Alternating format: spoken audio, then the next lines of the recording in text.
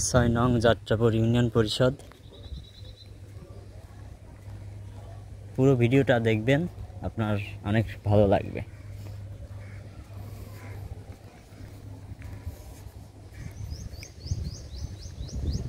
বাংলাদেশে এরকমটা আর কোনো জায়গা নাই। কেউ যদি প্রথম দেখেন ভিডিওটি অবশ্যই শেয়ার করে দিবেন।